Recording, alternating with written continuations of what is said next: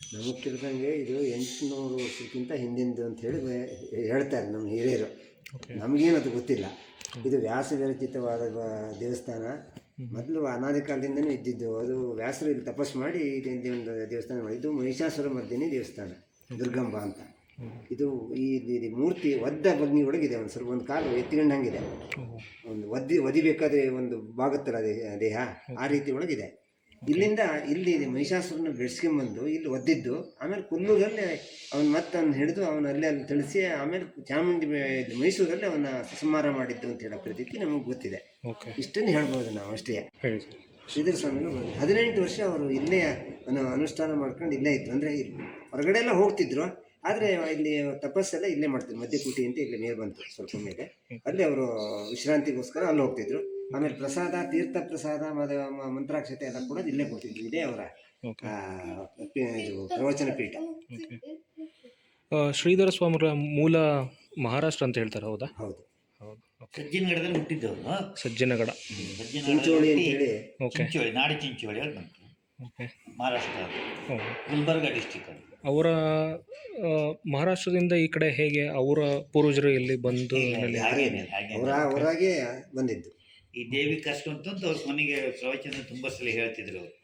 ಈ ದೇವಿಯ ಒಂದು ದರ್ಶನ ಆಗಲೇಬೇಕು ಅಂತೇಳಿ ಶಿಷ್ಯ ಬಂದು ಶಿಷ್ಯ ಹತ್ರ ಸೀಗೆಹಳ್ಳಿ ಹೇಳಿ ಅಲ್ಲಿ ಅವರು ಸನ್ಯಾಸ ತಗೋತಾರೆ. ಶಿವಾನಂದ ಸ್ವಾಮೀಜಿ ಅಂತೇಳಿ ಅವ್ರ ಹತ್ರ ಸನ್ಯಾಸ ತಗೊಂಡು ಇಲ್ಲಿ ಬಂದು ಇಲ್ಲಿ 18 ವರ್ಷ ಆಯಿತು.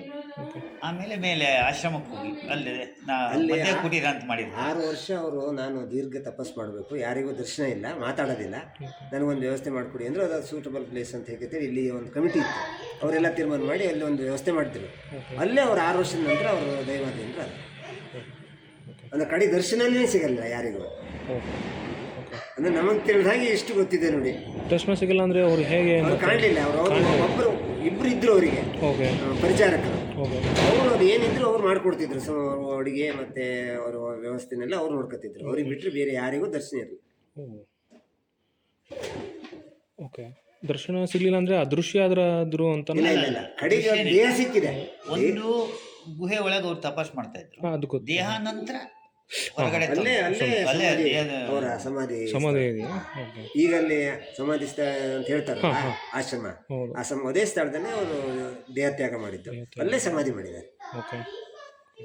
ಕಡೆಯ 6 ವರ್ಷ ಜಾನಕಿ ಜನಾರ್ದನ ಅಂತ ಹೇಳಿ ಅವರು ಅವರ ಸೇವನೆ ಮಾಡ್ತಿದ್ರು. ಈಗ ಹೊನ್ನಾವರದ ರಾಮ್ ತೀರ್ಥ ಅಂತಿದೆ, ಅಲ್ಲಿ ಇದ್ದಾರೆ ಅವರು.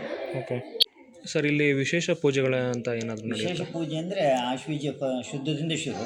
9 ದಿವಸ ನವರಾತ್ರಿ, ದಶಮಿ, 10 ದಿವಸ ವಿಜೃಂಭಣೆ ನಡೀತದೆ. 1000 ಜನ ದಿವಸ ಊಟ ವಿಜೃಂಭಣೆ ನಡೀತದೆ.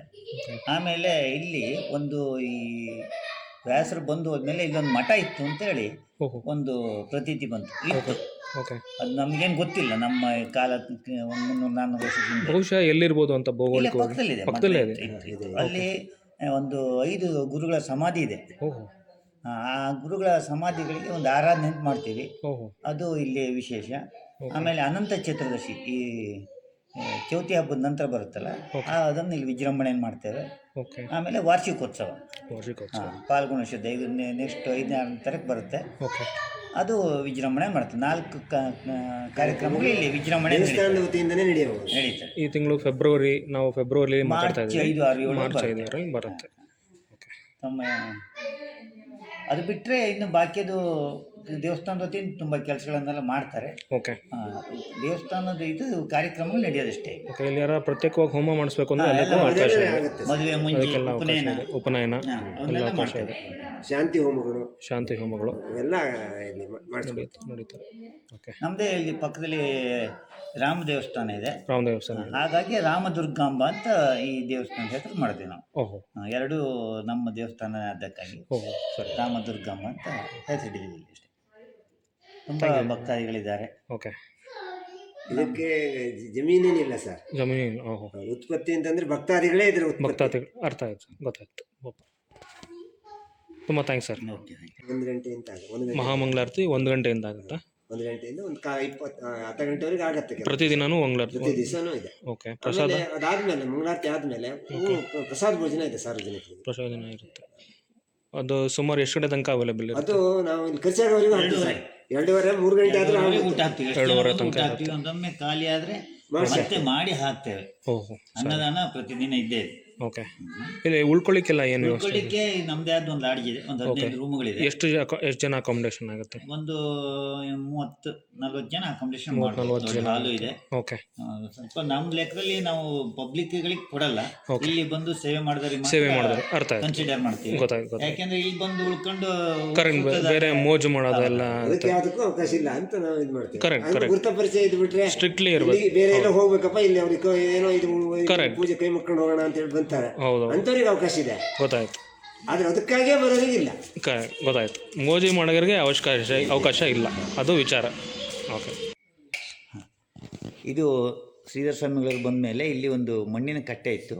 ಆ ಕಟ್ಟೆಯಲ್ಲಿ ಅವರು 18 ವರ್ಷನೂ ಅದ್ರ ಮೇಲೆ ಕುತ್ಕೊಂಡು ಜನಕ್ಕೆ ಪ್ರವಚನ ನೀಡ್ತಿದ್ರು. ಈಗ ಆ ಕಟ್ಟೆಯನ್ನು ನಾವು ಉಳಿಸ್ಕೊಂಡು ಈ ಥರ ಕಟ್ಟೆ ಒಳಗಡೆ ಇದೆ, ಮೇಲ್ಗಡೆ ಈ ಥರ ಒಂದು ಪೀಠ ಮಾಡಿ ಇಟ್ಟಿದ್ದೇವೆ ಗುರುಗಳ ಸ್ಮರಣೆಗಾಗಿ. ಭಾಳ ಚೆನ್ನಾಗಿದೆ ಸರ್, ಭಾಳ ಚೆನ್ನಾಗಿ. ನಾವು 9 ನವರಾತ್ರಿಯಲ್ಲಿ ನಡೀತಕ್ಕಂಥ ಈ 9 ದೇವಿಗಳ ಅವತಾರಗಳು ಒಂದೊಂದು ದಿವಸ ಒಂದೊಂದು, 3ನೇ ದಿವಸ 4ನೇ ದಿವಸ ಅಲ್ಲಿದೆ ಕೆಳಗಡೆ ಚತುರ್ಥ ಪಂಚಮ ಬೆಳಿ, ಅದೇ ರೀತಿಯಾಗಿ ಒಂದೊಂದೇ ದೇವಿಯ ಫೋಟೋಗಳನ್ನು ಹಾಕಿದ್ದೇವೆ.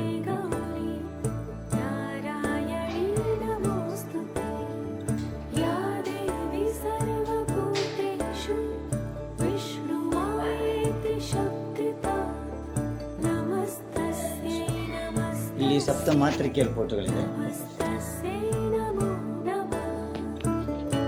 ಮೈಸೂರಿನ ದೇವಸ್ಥಾನಗಳಿಗೆ ಹೋದರೆ, ಸಾಮಾನ್ಯ ನಂಜನಗೂಡಿಗೆ ಹೋದರೆ ಇದ್ರ ಮೇಲೆ ಇದ್ರ ಮಾಡಿದ್ದಾರೆ, ಶಿಲೆಗಳಿದೆ. ಅದು ಏನು ಅಂತ ನಮ್ಗೆ ಗೊತ್ತಾಗಲ್ಲ. ಇಲ್ಲಿ ನೋಡಿದಾಗ ಅದರದ್ದು ಡೀಟೇಲ್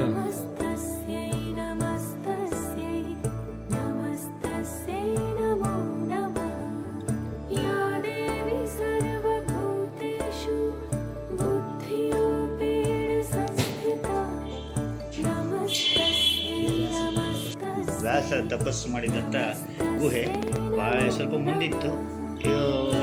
ಕಾಲಕ್ರಮೇಣದಲ್ಲಿ ಇದು ಸ್ವಲ್ಪ ಮುಚ್ಚೋಗಿತ್ತು. ಆದರೆ ಇದನ್ನು ನಾವು ಸ್ವಲ್ಪ ಜನಕ್ಕೆ ಗೊತ್ತಿರಲಿ ಅಂಥೇಳಿ ಇಟ್ಕೊಂಡಿದ್ದೀವಿ. ಹೀಗೆ ಮಾಡಿ ಇದು ಸುಮಾರು ಎಲ್ಲಿ ತನಕ ಹೋಗುತ್ತೆ? ಇದು ಎಲ್ಲಿ ಏನು ಗೊತ್ತಾಗಲ್ಲ, ಮುಂದೆ ಸಣ್ಣಾಗಿದೆ. ಆದರೆ ಆ ಕಾಲದಲ್ಲಿ ಹೇಳ್ತಿದ್ರು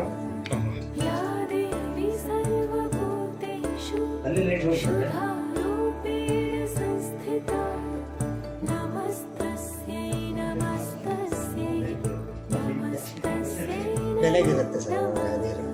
ವರ್ಷದ 365 ದಿನಗಳಲ್ಲೂ ಇರುತ್ತೆ. ಇಷ್ಟೇ ಲೆವೆಲ್ಲು ವಿಪರೀತ ಮಳೆ ಅಂತ ಹೇಳಿ ಇಲ್ಲೆಲ್ಲ ಹರಿದು ಹೊಡ್ಬಿಡುತ್ತೆ ಅಂತ ಹೇಳಂಗೂ ಇಲ್ಲ. ಓಕೆ. ಇಲ್ಲ ಬಿಸಿಲು ಭಾಳ 4 ತಿಂಗಳು ಮಳೆ ಇಲ್ಲ ಅಂತೇಳಿ ಕೆಳಗೆ ಹೋಗ್ಬೇಕು. ಒಂದು 20 ರೂಮ್ಸ್ ಇದೆ, ಎಲ್ಲ ಅಟ್ಯಾಚ್ಡ್ ಬಾತ್ರೂಮ್ಗಳು. ಓಕೆ. ಕಮೋಡ್ ಇದೆಯಾ? ಎಲ್ಲ ಬಂದು ಉಳಿಲಿಕ್ಕೆ ಇಲ್ಲಿ ಜೊತೆ ಮಾಡಿ ಸೇವೆ ಮಾಡಲಿಕ್ಕೆ ಫಸ್ಟ್ ಫ್ಲೋರು, ಸೆಕೆಂಡ್ ಫ್ಲೋರ್, 2 ಫ್ಲೋರ್. ಈ ತೋಟಗಳೆಲ್ಲ ಇದು ದೇವಸ್ಥಾನದ್ದೇ ಆಗಿತ್ತು. ಓಕೆ. ಈ ಕಡೆ ಕಾನೂನು ಬಂತಲ್ಲ ಸರ್, ಟೆನೆನ್ಸಿಯಲ್ಲಿ ಬಂದಾಗ ಅಷ್ಟು ಹೋಯ್ತು ಎಲ್ಲ.